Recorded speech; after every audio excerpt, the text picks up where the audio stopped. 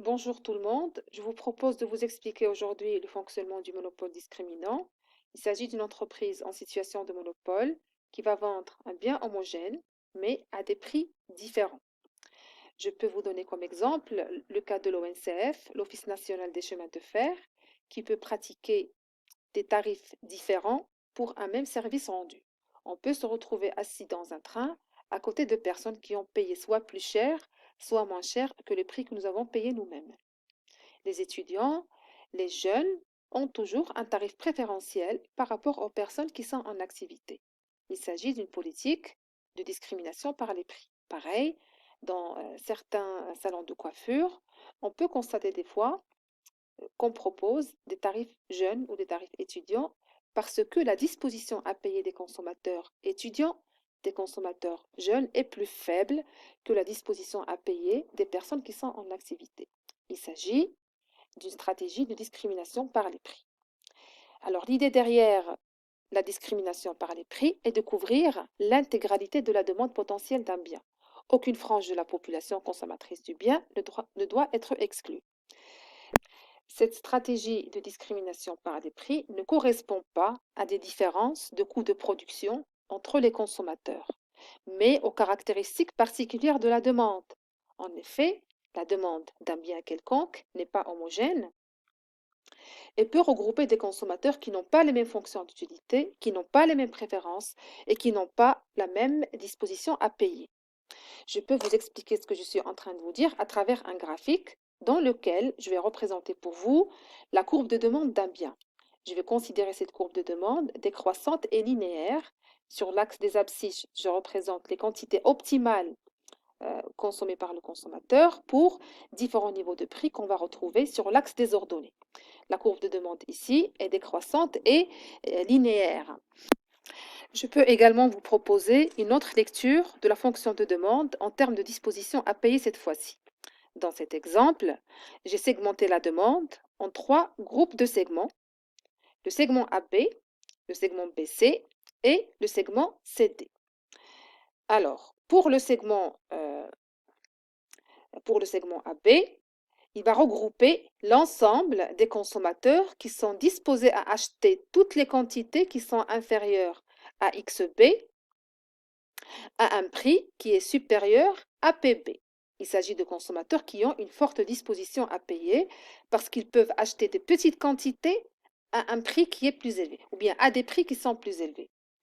Le deuxième segment BC va regrouper tous les consommateurs qui sont prêts à acquérir toute quantité comprise entre XB et XC à des prix compris entre PC et PB.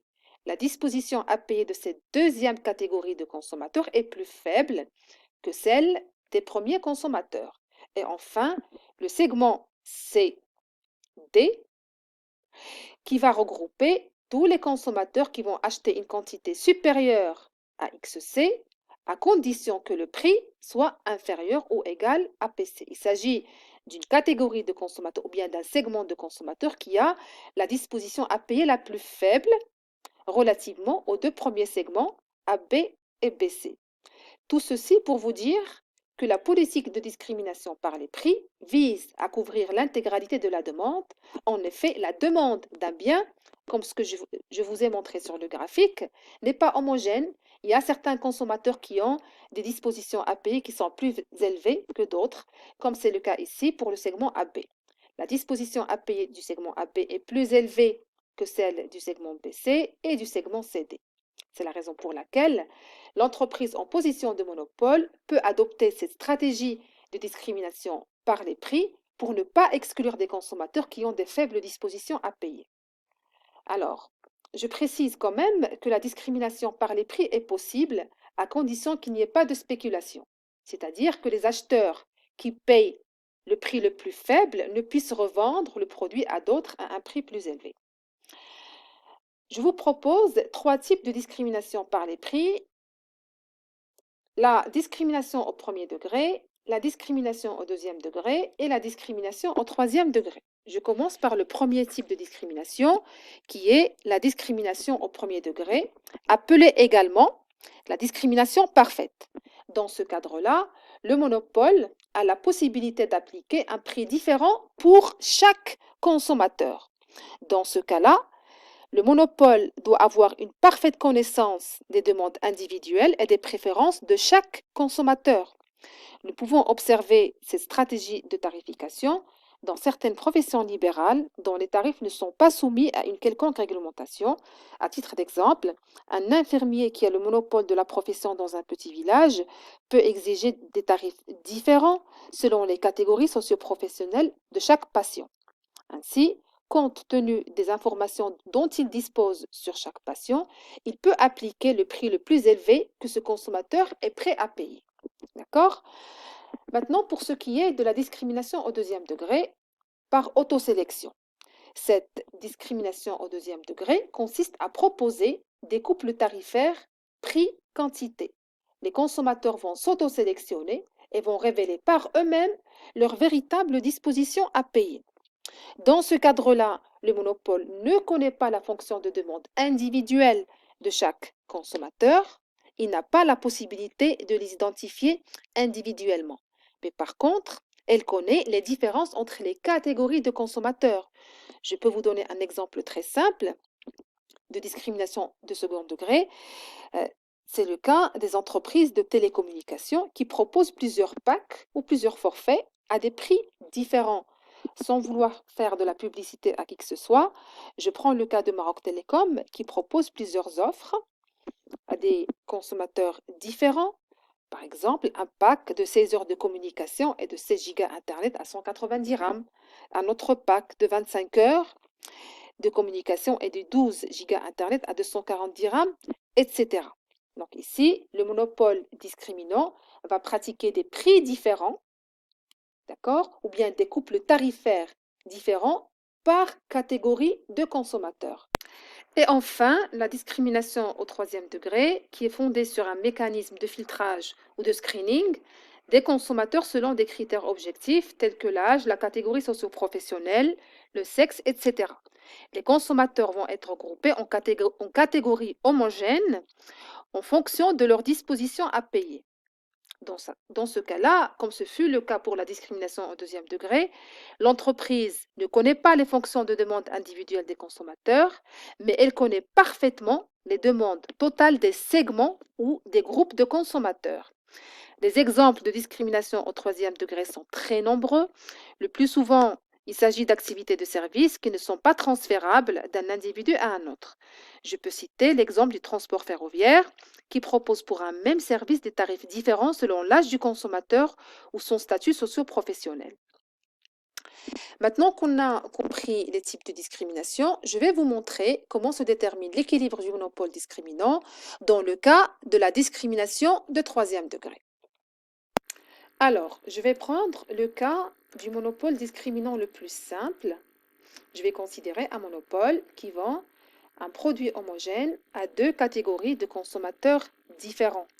Je rappelle que la segmentation des consommateurs en deux catégories s'est faite sur la base d'informations parfaitement connues du monopole, telles que le sexe, la catégorie socio-professionnelle, l'âge, la situation matrimoniale peut-être, etc. D'accord? Alors, dans ce cas-là, je vais avoir deux fonctions de demande différentes parce que j'ai deux catégories de consommateurs. Une fonction de demande pour la première catégorie et une fonction de demande pour la deuxième catégorie.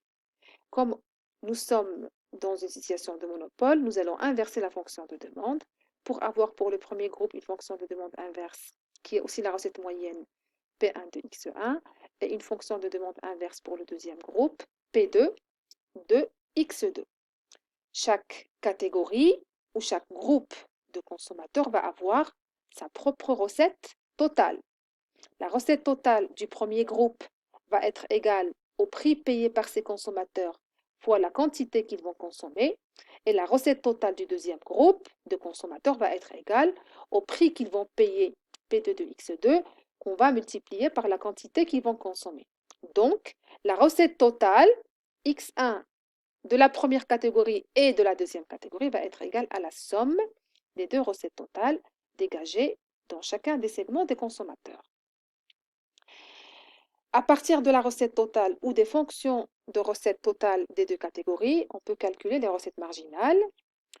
Euh, alors, je reviens en arrière. Ici, nous avons la recette totale de la première catégorie qui est égale à P1 fois X1. Elle est de la forme U fois V. Donc, la dérivée de la recette totale par rapport à X1 qui est égale à la recette marginale va être égale à P1' de X1 fois X1 plus X1' fois P1 de X1.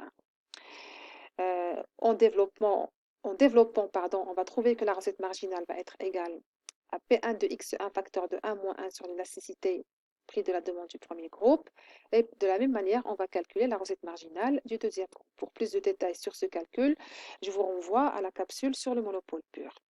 Pour ce qui est des fonctions de recette, étant donné que nous ne sommes pas en situation de monopole à plusieurs établissements, le coût de production est le même pour les deux catégories de consommateurs. C'est la raison pour laquelle on va avoir une seule fonction de coût total de la quantité grand X qui est la somme de la quantité que vont consommer les premiers consommateurs et de la quantité que vont consommer les deuxièmes consommateurs. Donc grand X est la somme des deux quantités produites pour les deux segments. Le coût moyen est égal au rapport entre le coût total par la quantité et le coût marginal est la dérivée du coût total par rapport à X.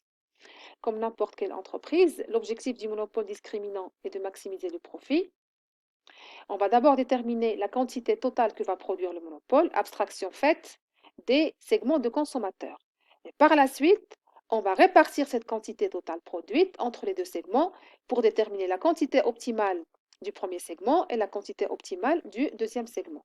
Pour ce faire, on va maximiser la fonction de profit par la différence entre la recette totale et le coût total, afin, encore une fois, de déterminer ces trois paramètres, la quantité grand X, étoile, qu'on va par la suite partager entre les deux segments. Cette fonction de profit va admettre un maximum sous deux conditions. Je vais m'intéresser uniquement aux conditions du premier ordre. On va calculer la dérivée partielle première du profit par rapport à x1 qui doit être égale à 0 et la dérivée partielle du profit par rapport à x2 qui doit être égale à 0. Ces deux dérivées vont être égales pour la première catégorie à la recette marginale dégagée par la vente à la première catégorie, moins le coût marginal, et pareil pour la deuxième catégorie. À partir de ces dérivées, on peut constater que le monopole discriminant maximise son profit lorsqu'il produit des quantités X1 étoiles ici et des quantités X2 étoiles telles que leur recette marginale soit égale pour chaque groupe de consommateurs et que ces recettes marginales vont être à leur tour égales au coût marginal. Ainsi, on va dire que si la recette marginale réalisée dans la première catégorie de consommateurs est plus faible que celle réalisée sur la deuxième, le monopole discriminant peut tout simplement transférer des ventes du segment 1 vers le segment 2 sans pour autant modifier son coût de production, et ce jusqu'à assurer l'égalité parfaite entre les deux recettes marginales. Je vais vous montrer comment se présente la situation graphiquement. Je représente sur l'axe des abscisses les quantités et sur l'axe des ordonnées le prix et les fonctions de recettes, la recette moyenne de la première catégorie et la recette moyenne de la deuxième catégorie, qui correspondent aux fonctions de demande inverse. Par la suite, je vais tracer les recettes marginales des deux catégories et je vais essayer de déterminer la fonction de recette marginale agrégée. On l'obtient en sommant horizontalement les deux fonctions de recette marginale. Étant donné que ces deux fonctions de recette marginale sont décroissantes, la recette marginale agrégée va être elle aussi décroissante. On va confronter ces fonctions de recette avec la fonction de coût marginal qui est croissante et linéaire. Cette fonction de coût marginal, on va la confronter avec la recette marginale agrégée pour trouver la quantité totale que doit produire le monopole, abstraction faite de la catégorie de monopole. Ce point d'intersection entre le coût marginal et la recette marginale nous permet de déterminer grand X étoile. On va reporter grand X étoile sur la courbe de recette marginale de la deuxième catégorie en rouge et on va trouver la quantité optimale que doit proposer le monopole pour la deuxième catégorie. Le prix, quant à lui, de la deuxième catégorie ou bien du deuxième segment est déterminé en reportant cette quantité X2 étoile sur la recette moyenne de la deuxième catégorie qui est la fonction de demande inverse et on va trouver le prix proposé à cette deuxième catégorie. De la même manière, on va reporter la quantité X étoile sur la recette marginale de la première catégorie pour trouver la quantité optimale de cette catégorie et le prix, on va l'obtenir en reportant X1 étoile sur la recette moyenne de la première catégorie et on va obtenir P1 étoile. De cette manière, on va faire de la discrimination par les